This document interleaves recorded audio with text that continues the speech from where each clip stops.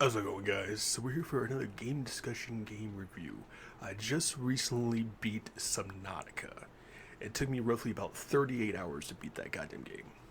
Now, Subnautica was one of the games that I always had my eye on because it's a builder type of game. Think Minecraft, the forest, the rust. It's a lot more complicated. You're basically in the sea type of area.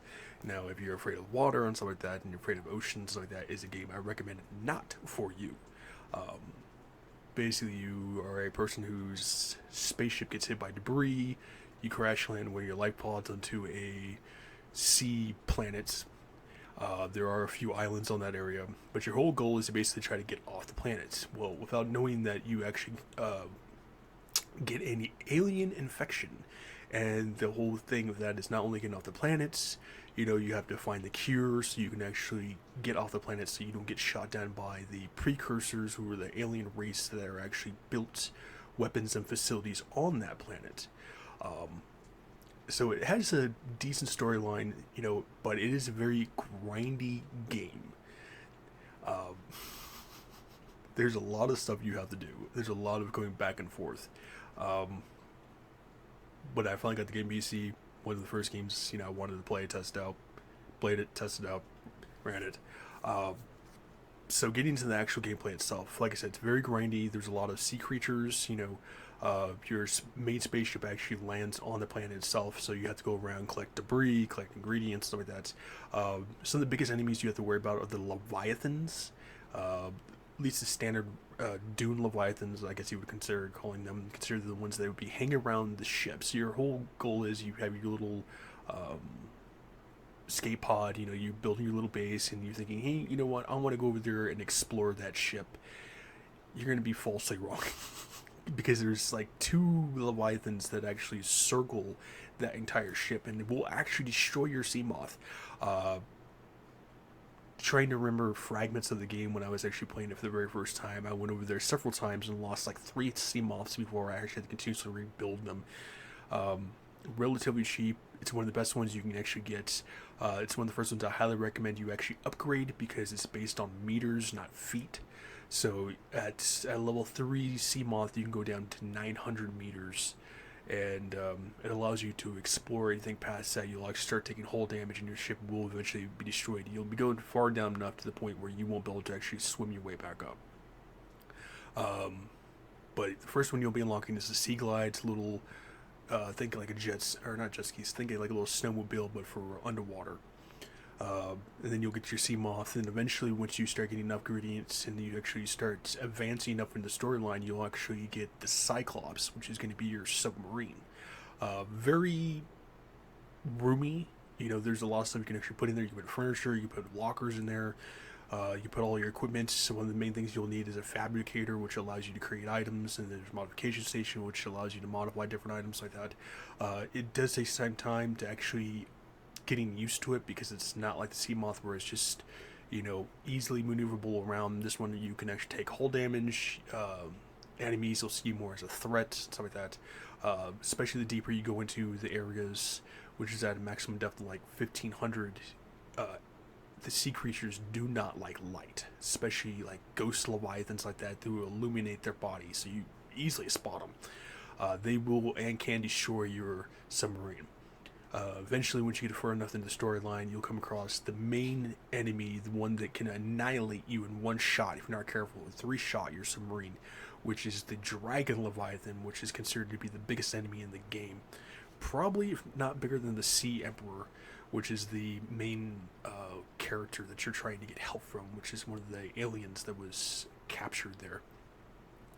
Uh, I did enjoy the game. But like I said, it is very grindy, especially at the end of the game where you're actually trying to escape the planet. And if you kind of make the same mistake that I did, which is go into the Lost River, which is one of the, I'd say, the second furthest depth in the game that you can go to, I kept my Cyclops down there because I'm like, I got all the space, I can collect all the resources, I can bring it back to my base. I'm like, you know what, it's such a pain in the ass to have to maneuver, get past the Ghost of Leviathans, we'll just keep it down there. That was one of my biggest mistakes because when you create the rocket to leave, it's a 6-part fragment. So you have to make the landing base, you have to make the rest of it's all the rest of the 5 body parts is to create the rocket itself. So you literally have to go back and forth. There's certain items you need. One of the biggest ones is ion cubes, which is the alien technology. You cannot replicate items in the game, so you literally have to go out and find them. So I highly recommend you just stock up as much resources as you can. And I stuck around the beginning area, wanted to build my base. You can build underwater, however, because it's like a canyon-esque type of wise, there's not really too many flat surfaces to actually really build it to be close enough to the resources you need. There are platforms that you can actually build to build your base if you want to keep it underwater. I pretty much put it as like a high rise right above the surface. It made it so much easier instead of having to just try to figure it out and having to put in extra resources to actually build your platforms like that. I can say I died several times, mostly just to lack of oxygen or gravity in the game, in a sense. Very rarely did I ever die to any actual enemies itself. It is a game that I highly recommend to people if you want a builder game, you know, if you're just bored of your FPSs, your actions, your adventurers, and stuff like that. It is a very immersive type of game. You know, if you think you're going to play like 30 minutes of this game, you're going to end up playing like several hours because it attaches you to the gameplay itself. That, immersive. I give it a solid like 9 out of 10 for creative games. I preferably would like it more than Rust and The Forest, just because Rust you need friends to play with. You will get annihilated on single player.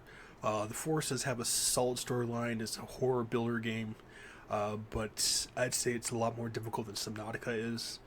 It holds your hand a little more, where Subnautica you really have to just explore yourself. And then there's Subnautica Below Zero, which I thought it was the second one, but apparently is the DLC to that game, so eventually we'll get that. And I guess they're starting to announce that there will be a Subnautica 2, which I'm interested in. Yeah, but besides dealing with the goddamn Leviathans, continuously destroying my damn stuff,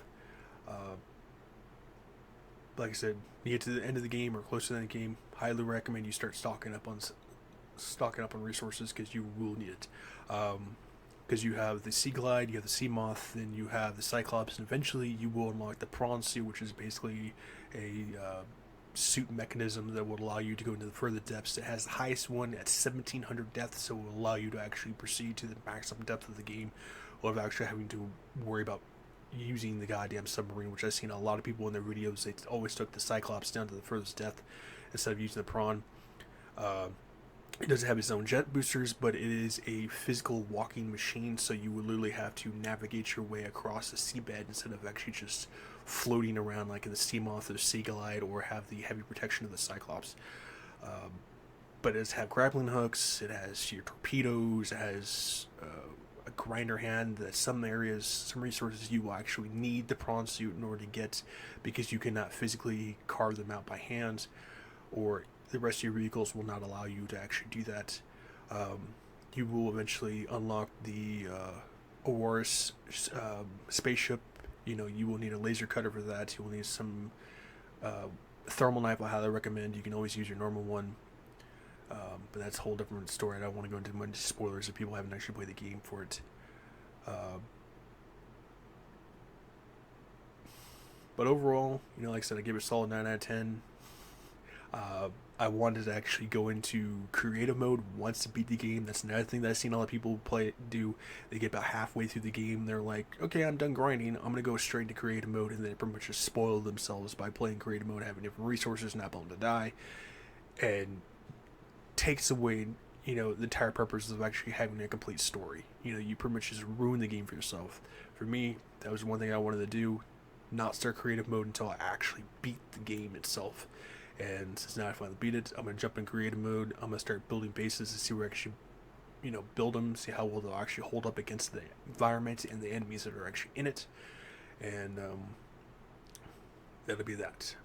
But either way, stay safe, healthy, and sanitized. Make sure to drop a like, subscribe, and leave comments below.